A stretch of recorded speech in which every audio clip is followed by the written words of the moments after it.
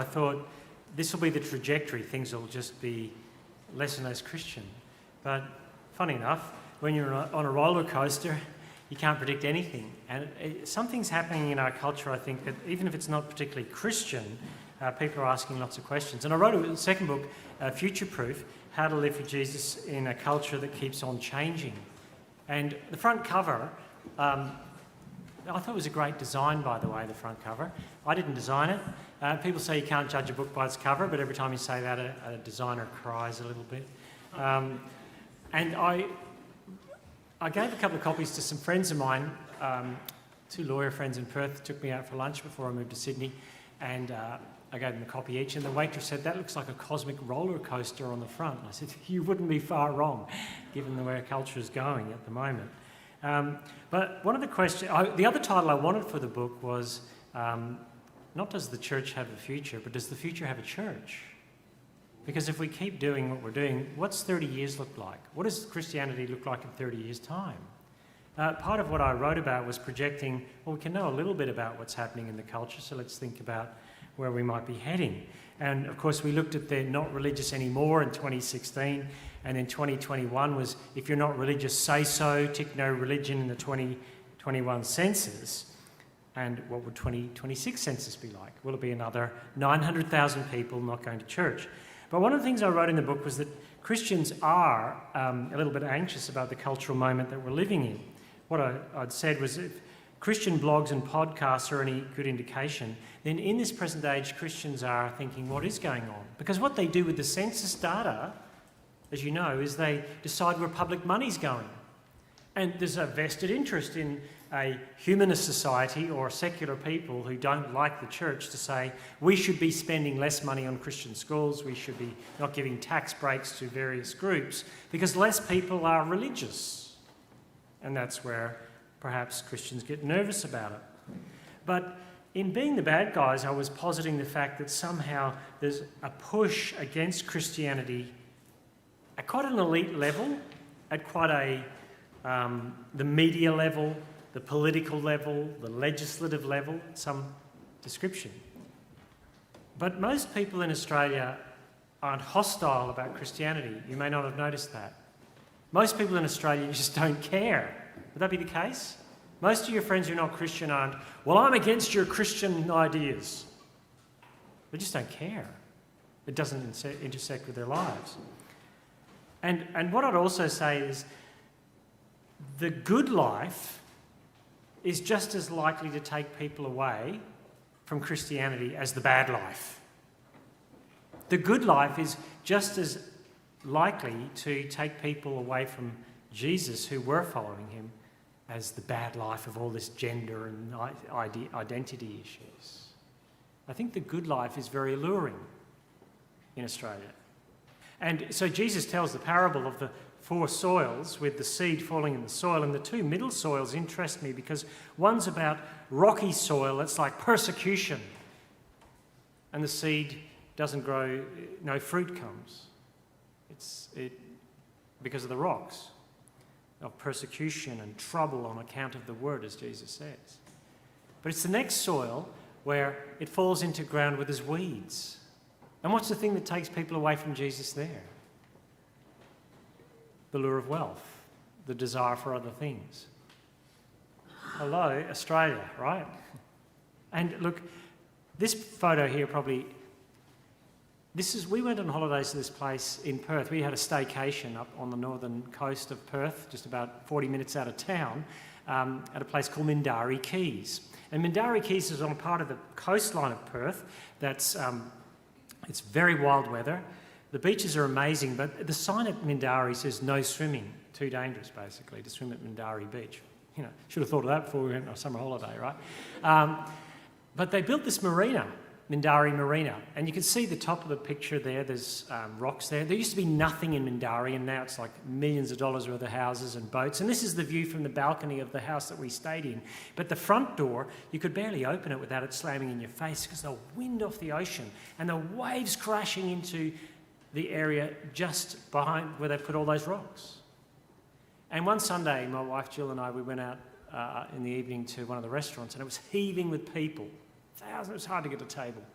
And I said to Jill, do you think anyone even thinks about Jesus in a place like this? I don't feel my main problem as a minister of the word or an evangelist is hostile people angry about Jesus. I just think it's people who don't care. Life's too good. That's Australia. That's Brisbane. That's Perth. That's Sydney. It's not Melbourne. Melbourne's, really bad. But you know what? Everyone's trying to craft a Mindarie Marina life for themselves of ease and comfort and affluence and pleasure. And no one cares about Jesus generally, except, of course, when a rogue wave washes over the top or a foul wind blows through their lives. And everyone wants a Mindarie Marina life, and then a rogue wave of loss, disappointment, death, broken relationships, washes away their peace, and they don't know what to do with it because they don't have a framework. We live in an age, culturally, of a deeply uncertain, insecure, anxious age because at any moment, a rogue wave. And in Futureproof, I write about some of those rogue waves in our cultural moment. What is technology doing to us? The climate stuff that people talk about all the time. What is polarisation politically doing to us? What are the culture wars doing to us? Everything is all over the place. And everyone's trying to busy craft this Mindarie Marina life and a rogue wave of a possible war in the future or next year. That's the world we live in. And you think, yeah, that is the world we live in, but you live in that world as Christians with a sure and certain hope in the gospel. And most other people don't. As I get older, I think about death all the time, right? I thought about death.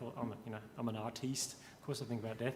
But I walk around the shops and go, do people not think about that? Or, is it just white goods and trips to Fiji that keep us dulled? I think it is. But we live in an anxious age, and we have no category in a post-Christian language of our culture to talk about what's really going on inside. I've been quoting some great philosophers, poets, so I thought I'd quote another great philosopher poet to you, Taylor Swift. You laugh. Who went to her concerts? Come on, thank you. I see that hand. Taylor Swift gave the commencement address at New York University in 2022 and was awarded an honorary doctorate at New York University on the same day. And she said this: "How do I give advice to this many people about their life choices? I won't. Scary news is you're on your own now." The I world. Cool news is you're on your own now. Our modern world is lived between the scary news of I do not know where I'm headed or who I am, I'm on my own in this cold, silent universe, and woohoo, I world, I get to live my life how I want. But I don't know how to put those two things together. I don't know what's right, don't know what's wrong. Is it just about how I feel? And you can read the rest of the commencement address online. I would sing it to you, but I don't have a Taylor Swift voice. And you know what marks the commencement speech at New York University in 2022? That the richest, wealthiest, safest, most educated people on the planet are very uncertain about how they're supposed to live their lives. The gist of the whole commencement address is keep your nose above the waterline. It's a tough world out there. And you go, really? This is New York. You're the richest, safest, most educated people on the planet. And you're telling me that life's tough? Here's a bunch of, it's tough here. But here? And if you'd given the same kind of commencement address at New York University in the year I was born, 1967, you'd have been laughed off campus because the goal was reach for the stars, people. And 2 years later they did. The average age of a NASA engineer in 1969 when they landed on the moon, and they did land on the moon, I just want to say that, just make sure, was 26. Whereas you look around a lot of 26s and it's failure to launch, right? What's going on? It feels that Christianity has come to a point where it's got something to offer a culture that's very unsure of itself, despite the fact that even 5 years ago people thought this is the trajectory life's going on, and it isn't. So let's look at the cool news very briefly. Cool news, you're on your own now, and what's going on. And we looked at that issue about the intuitive moral structure stuff, which we won't go into again. But part of the you are your own, you're on your own now, is to do with what it means to be a human person living autonomously in the world and isolated from other human beings. It's the loss of community we're experiencing, those sorts of things. And it's issues around what it means to be human. What does it mean to be? Is there any common identity given to us as a human beyond our decision to self-identify? That's the question we're asking in our culture at the moment. Trevin Wax, who writes for the Gospel Coalition, he talks about some major crises in the church. He says, today we're facing a third major crisis. There's been a few more than that, but he talks about some around the identity of Jesus in the 4th century, and then how you get saved, how you put right with God in the 15th and 16th centuries. And he says, this time the focus is on anthropology, the nature and destiny of humankind. What's a human being? Or more to the point at the moment, what's a woman? No one seems to be able to want to or know how to answer that question. What does it mean to be made in God's image, to be created male and female? And here's the question, do we receive our identity and purpose, or do we create identity and meaning for ourselves? That's the battleground at the moment. And that's why questions of anthropology have come up in the church so often and are the hot topics. They're not those questions aren't all the gospel, but they are questions that one step into your conversation with someone about Christianity, people are thinking, I wonder what they think about boomf. And often it's an anthropological question about what it means to be human. What does it mean to flourish as a human? What's permitted for a human to do with another human? That's basically many of the hot topics we're dealing with, which is why you get to that sort of issue where Guy Mason is feeling under the cosh, literally, you know? Rhys Lafferty is a writer in England, and he said, choose what you want to be hated for. He said, 40 years ago, you'd be hated for grace. Oh, you believe that about Jesus? Huh, you idiot. He said, now you're hated for nature. So that's where the battleground is at some level. And we're kind of keeping our heads down. And he says this, we no longer live in a world which simply hates grace. We live in a world which hates nature. And understanding this fact is one of the most urgent priorities in Christian discipleship today. I'll go into that in a minute. But here's my experience, which is very interesting. I've seen a whole bunch of evangelical young people, especially young, earnest men, become Roman Catholic. Not because of salvation, but because of nature.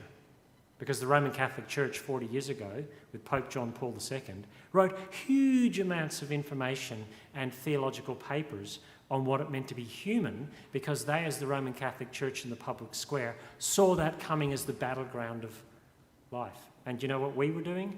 None of that. We hadn't thought about, that won't happen, and it's happened.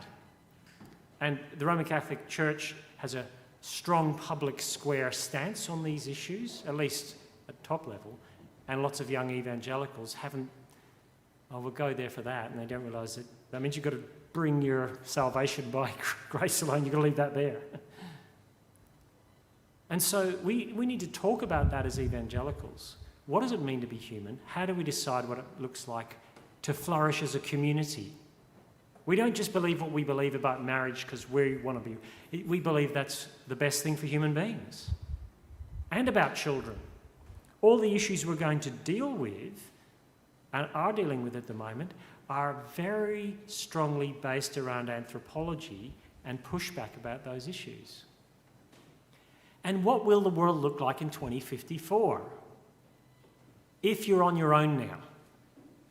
If every decision you make is about celebrating your autonomy and not allowing anyone to push back on that. Well, Tom Holland, again, not the Spider-Man one, says, you can't read that, but I'm going to tell you what it says. He said, now this really is post-Christian. He looks at a Canadian stats that someone else had put up on Twitter or X. New Canadian survey on attitudes to euthanasia. End of life. 27% of Canadians think people should have access to euthanasia because of poverty. 41% among 18 to 34-year-olds. 28% of Canadians think you should have access to euthanasia because of homelessness. 43% for mental illness, and 50% for being disabled, rising to 60% among 18 to 34-year-olds. A couple of things about that. That's sobering on a number of fronts, because the average 18 to 34-year-old in Canada in 30 years' time, they'll be the people running the government, the legislation, the movies, the politics, the media, and those numbers will go up. And you think that's a dark, dystopian, jackbooted history of Nazi, fascism, communism. It's not. Do you know what it is? It's the logical extension of saying that no one else is able to tell you what you should be able to do with your life. If you feel, as someone who's homeless, in a world in which homes are more expensive and you can't find somewhere to live, you should have access to state-sanctioned suicide. And a few months ago in the Netherlands, a 29-year-old young woman who'd been struggling with mental illness for some time was sanctioned to do so and did. It's not as if it's not happening. And in Canada, Vietnam vets who couldn't find a house, one of them phoned up and was said, perhaps there's another option. That's what he was told. And the liberal media reported that. That wasn't the conspiracy theory YouTube guys. The logical extension of an atomised society in which you do you is the pinnacle, is that to stop you doing that to yourself is to do violence to your individuality. Whatever the world looks like, Tom Holland said, that's what post-Christianity will look like, and it will be celebrated as freedom and autonomy.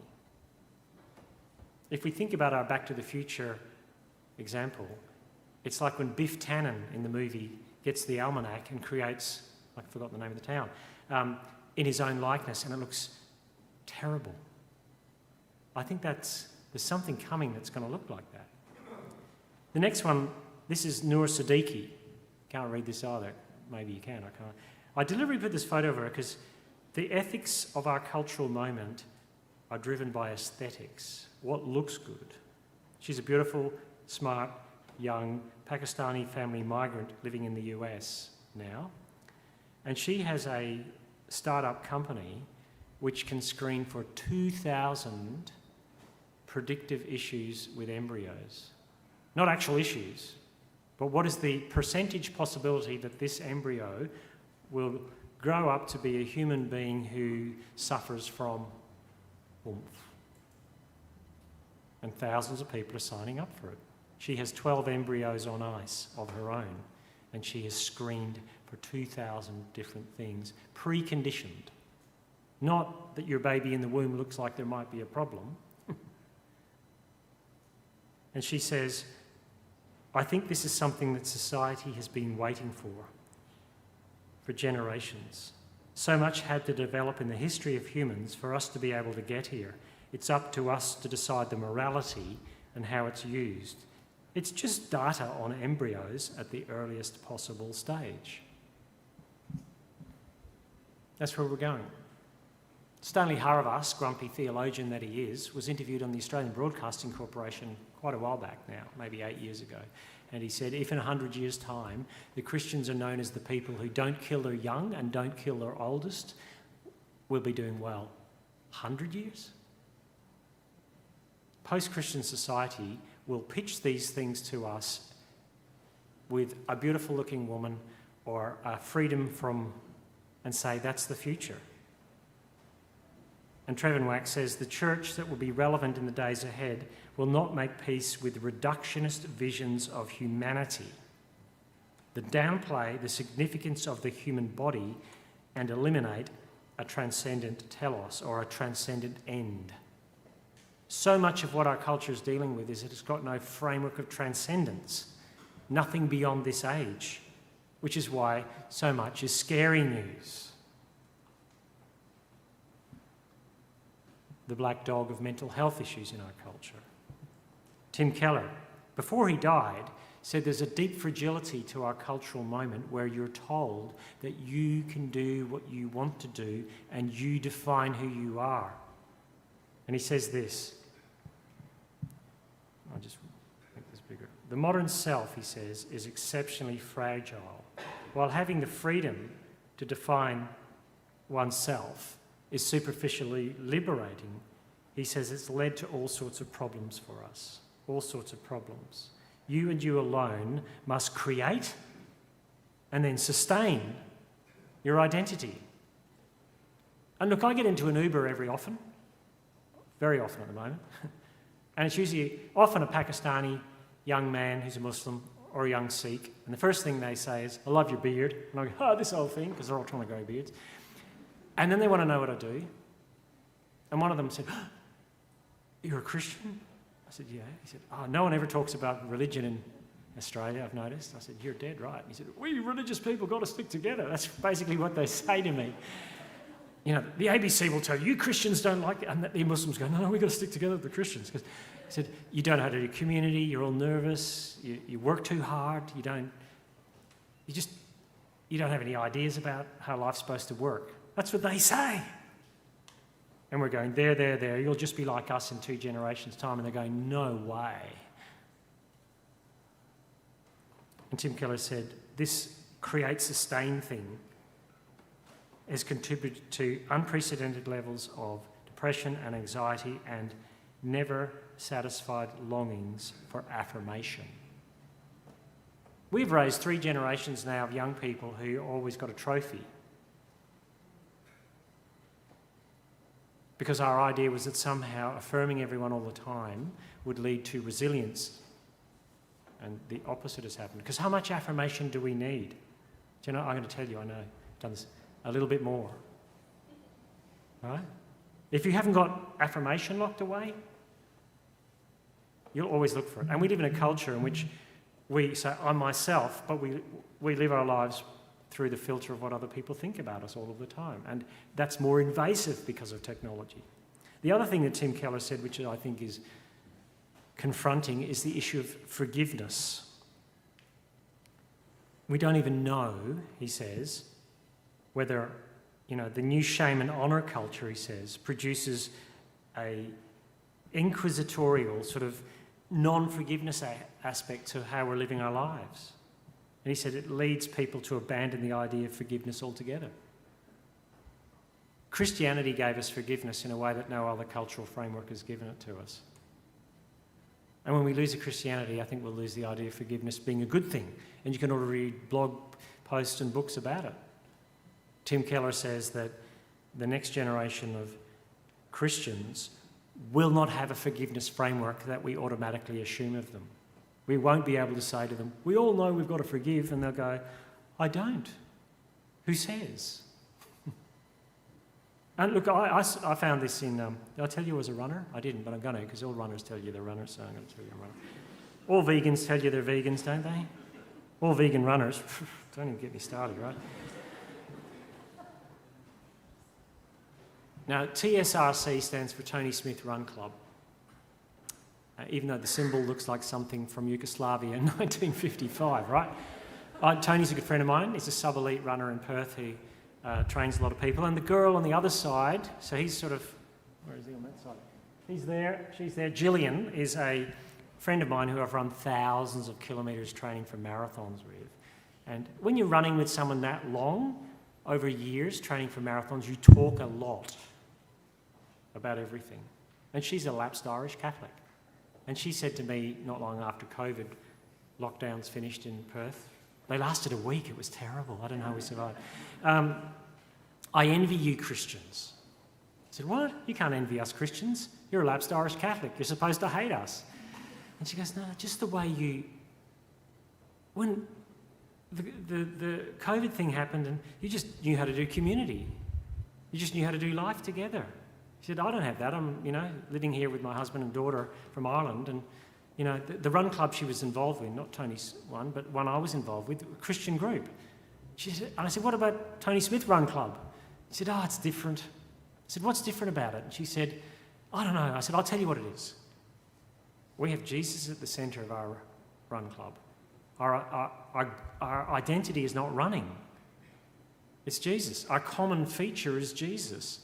I said, what would happen if you fell out with people at Tony Smith Run Club? She said, it's over. I said, there's nothing back? No way back? She said, no, it's done. I said, well, with us, with Jesus at the centre, we can forgive each other.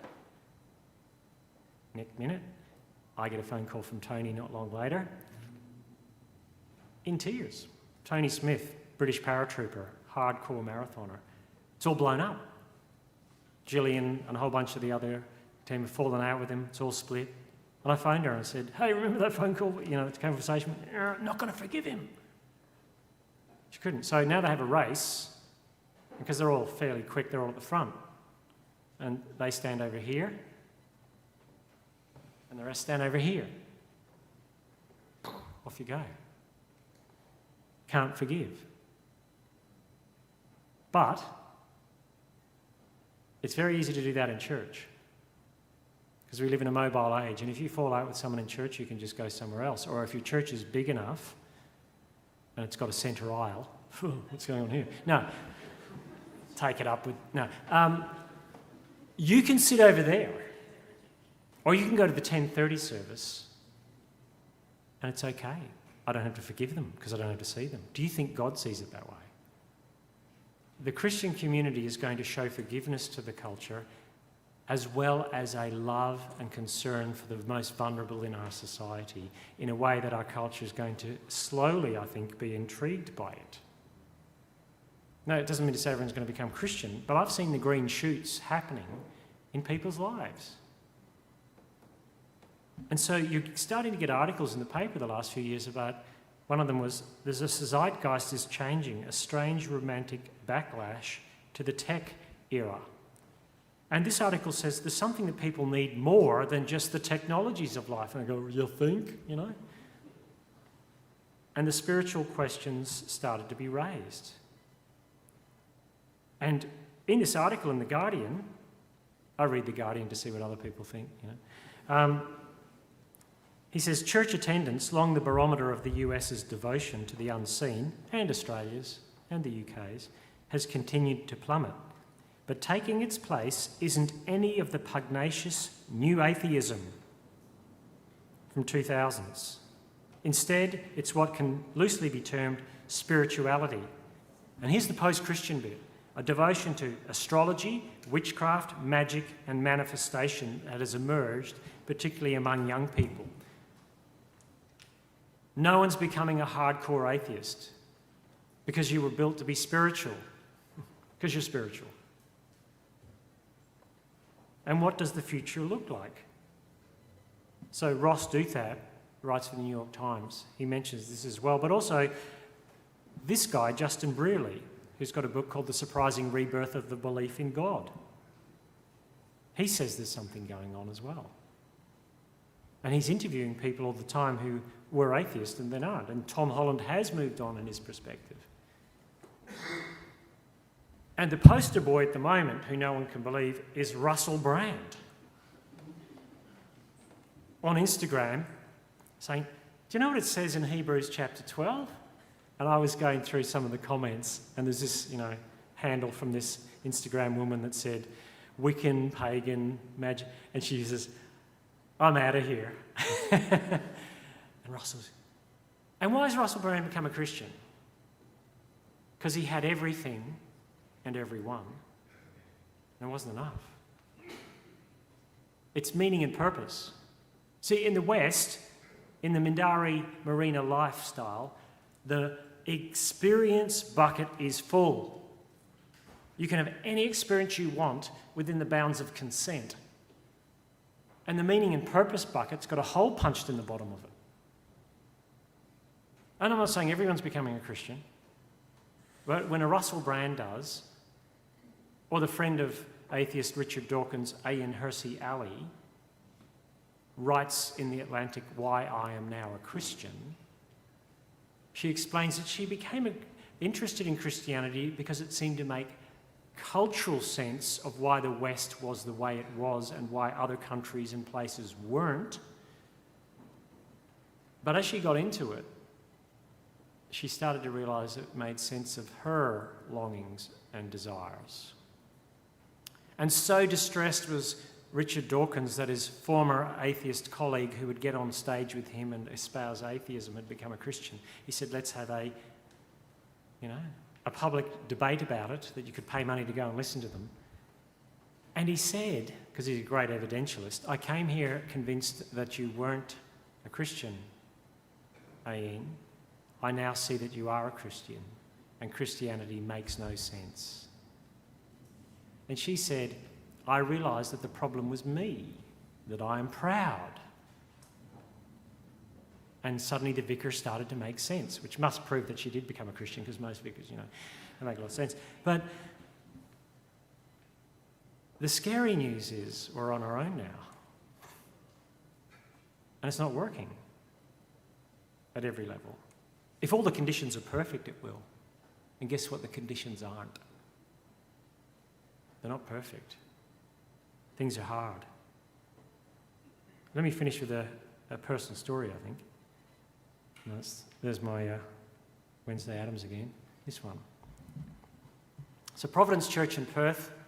Now, I understand there's a huge cult in Korea called Providence. It's not connected, okay? I know I have some Korean friends here. Where's he gone?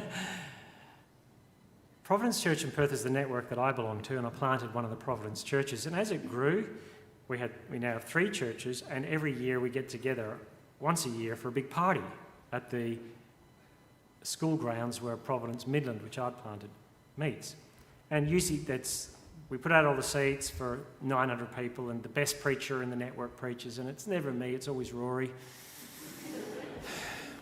And the best musicians play, and if it's not you, you're not one of the best, So it's always fun. And we have, last time I went, it was a sunny September day for a change. It had been wet. Suddenly the sun broke out, and it was stalls and food, and people were selling sheep and doves and exchanging coin. No, that's another story. Right. So that was fun anyway, food and music. And my friend Ollie, who's Rory's brother-in-law, I've known him for 30 years, goes to one of the other congregations, and he is the chief, he's the head of all the fit-out designs for the shops in Westfields nationally. And he runs a big design team. And he bowls up to me, he said, Steve, I want to introduce you to someone. This is Claire. Hi, Claire. Claire's just become a Christian. What? And I put on my Terminator 2 glasses to scan Claire, figure out who she is.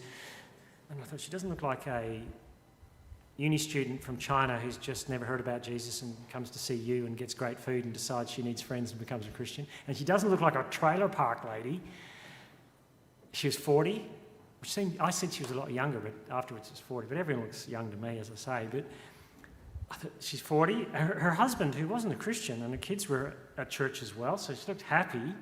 40, happy, white, well-educated, Western, creative industry. And I said, people like you don't become Christians. How did you become a Christian? It's kind of weird, isn't it, right? And she said, well, during COVID, everyone was losing their job and their mind, and Ollie wasn't. And there was something about him. And she said, at the same time, I felt a burden in me. I couldn't figure out what was going on in my life. And she said, so I got to talking to Ollie because he seemed very non-anxious about everything. And we talked about, he was a Christian. Oh, that's interesting. And she said, I'd be interested in reading the Bible. Could I have a Bible? And Ollie said, yeah, you can have a Bible. And gave her a Bible. And she was reading it. And a few months later, she said, I know you guys go to church. Could I come to church? Yeah, you can come to church. And I said, so what happened?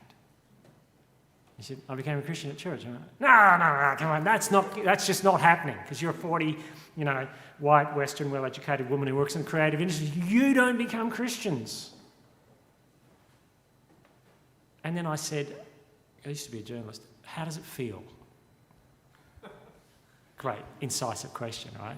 Right, it's Watergate scandal questions right there. And she said, it feels light, like a burden's rolled off me. Right? There's a Sankey's revivalist hymn that says that, right? You're a cliche city. I said, really? She said, yeah, I just feel like, And I said, because I'm a great follow-up sucker punch question to really get under it, I said, how else does it feel? Because I couldn't think of anything else to say. And she said, feels like I don't need the approval of other people anymore if Jesus approves of me. Wow. Somewhere along the line, she's confessed with her mouth that Jesus is Lord and believed in her heart that God has raised him from the dead, and she's been baptised. But the presenting issues for her were the two cultural issues we're facing. We've got no language to describe the burden we're feeling because we've lost the theological framework in our culture to understand it. We're not anchored to anything or anyone other than ourselves. We could make expressive individualistic hay while the sun shines, and we're not. We're nervous, anxious, worried about who I am. And everyone is telling you, you do you, and the minute you step out of line, you're done. You need the approval of everyone else because it's a watching world. It's always on. She became a Christian. That's incredible, but it's true. And I wrote Being the Bad Guys because I thought it's going to be hard. And I wrote Futureproof because I think that the church has got the answers to the huge anxieties of our age and can live in such a way that people go, how come your hope smells better than my hope? What do you believe that seems to make sense of life in a way that mine isn't making sense? And people are going to all sorts of spiritualities for it, but at least I'd rather have that than no one caring at all. People are asking questions, and I think it's up to us to be ready to give the answer for the hope that we have within us. And I want us to do that. And I think we can. And tomorrow, I'm going to look at Ephesians 2 and Daniel 6 about what it means to live with a future hope that shapes our now and how we live our lives. Thanks, Lyndon.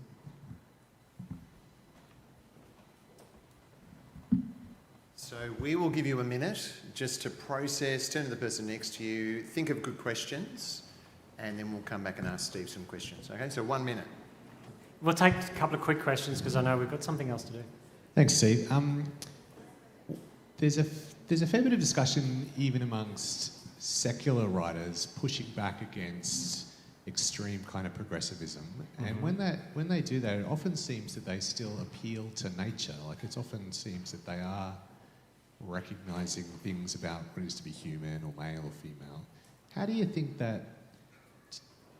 I guess I'm trying to figure out how much do you think we'll turn again? Will we fight against nature? Is that going to have longevity, or is that an argument that ultimately is actually going to be kind of futile? Yeah. We'll rail against nature for a while yet, but it will burn people out. I mean, in one sense, why we want to say, here's the vision of the good life that the gospel gives, is because we believe it's the right way to live.